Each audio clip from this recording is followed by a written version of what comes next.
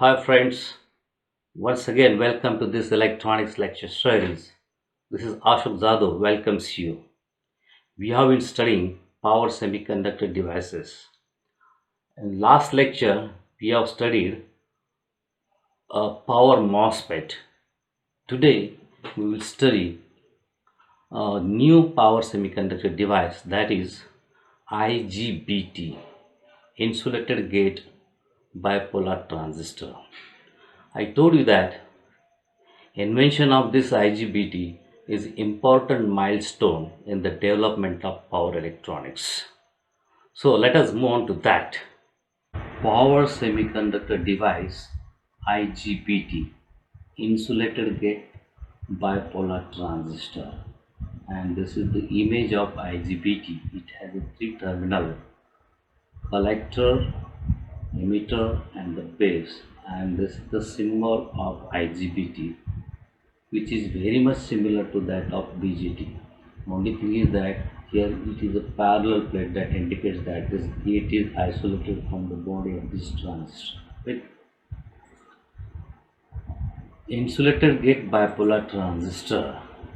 So just a brief revision. Before IGBT was invented, we used power bipolar transistor and power MOSFET. The power transistor BJT has excellent conduction. That means when it is on, it offers very low on state resistance, but it has a very low input impedance, input resistance, and therefore it has a bad switching characteristics. So it cannot be operated at high frequency. So it has a low input impedance.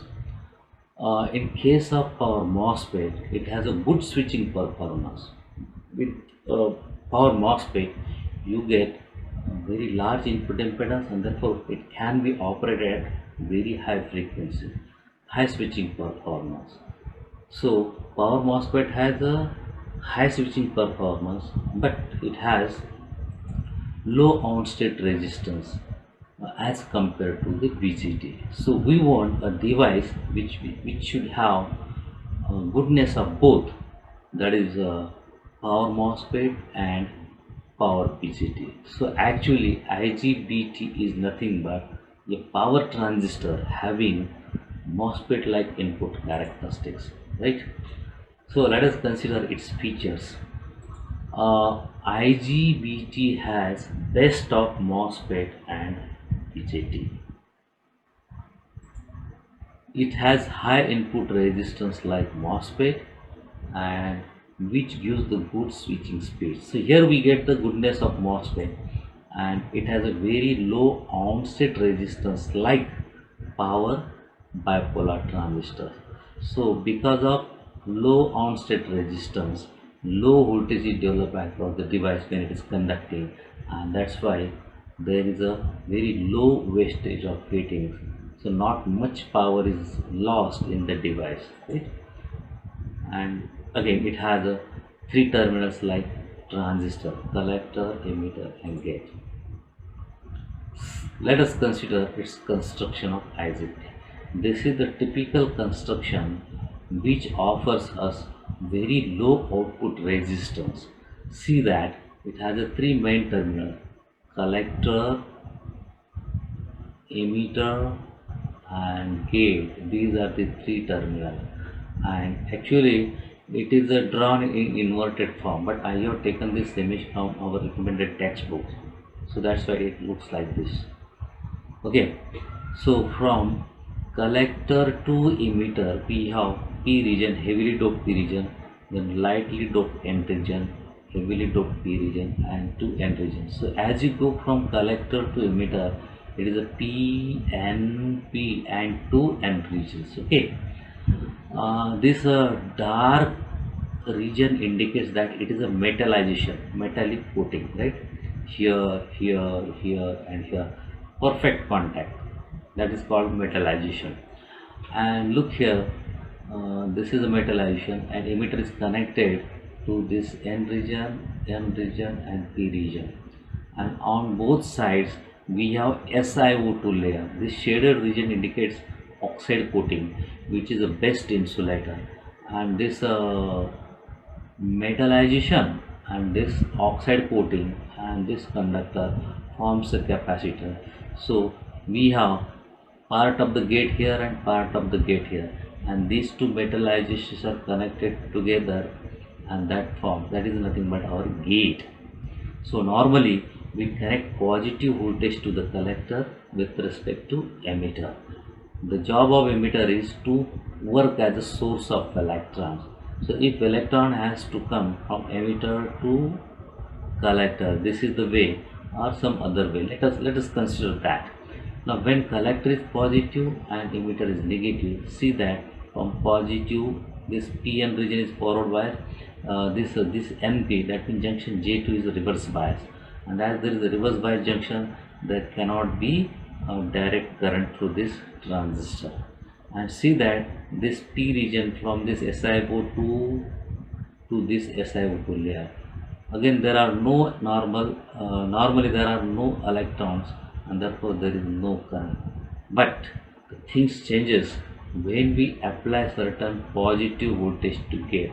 See that I have shown a plus plus plus sign, plus plus plus sign. That means now when gate is made positive, this works as a capacitor. This positive charge attracts electrons in this P region, and here you get thin layer of N, that is an electron, and this is we call as induced channel.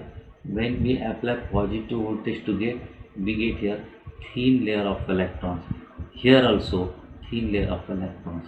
So it happens only when gate is made positive, and it is this channel through which electron can flow. See, the flow of electrons is like this, from this emitter to this N region through this induced channel, and then here this is the drift region. Here the speed of electron into this, and these electrons are collected by the collector.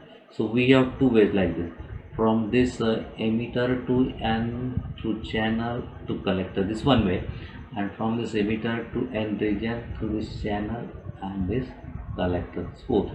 So because of such a huge structure, we get a very low resistance. Once current begins to flow, the resistance of this IGBT is a very low, and because of that very low voltage dollar factor of collector to emitter, and that's why it doesn't get heated, it conducts heavy. So this is how it works. Only thing is that it starts its conduction when gate is positive. You can see that this is just like your what is that special MOSFET, enhancement MOSFET only. It operates only when there is a positive gate voltage. So this is about its construction, and let us look at its characteristics. The characteristics of IGBT is like this.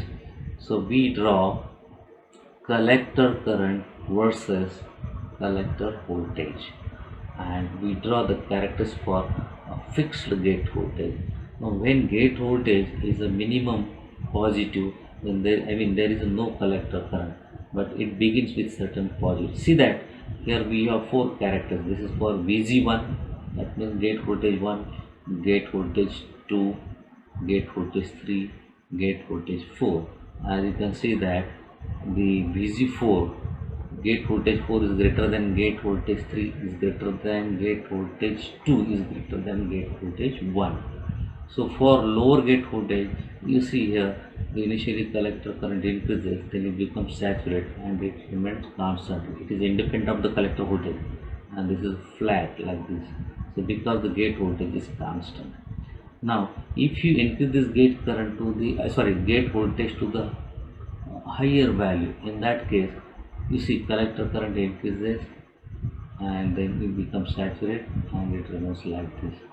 See that the characteristic shapes are same, except that collector current saturates to some higher value, and this is the active region. Why we call this as active region? Because in this region the collector current depends upon the gate voltage and not the collector voltage. Okay. Now when the gate voltage is 0, there is no collector current, and that's why this region is called as cutoff region. And when you apply very large gate voltage, the collector current is large, and under that condition this collector voltage drops to very low value, and we say that IGBT is in saturation mode.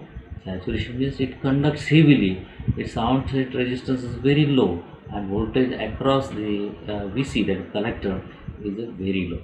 So this is on state and this is the off state, that means saturation state and off state. So in power electronics, IGBT is used either in the cutoff region or saturation region. And there is one more characteristic of MOSFET, JFET, or this IGBT, and we call it as a transfer characteristics. We call it as transfer because it is the effect of input gate voltage on the output current. Effect of input gate voltage on output collector current. And you see here, for a low gate voltage there is no collector current, and it is only when this gate voltage crosses some specific level, thereafter you get the collector current. This minimum value of the gate voltage required to get collector current is called as a VGS threshold. VGS threshold means voltage between gate and source. Threshold means a boundary. When the voltage is below that, there cannot be collector current, and when voltage is above that, you get the collector current. So this is the IGBT, very useful device.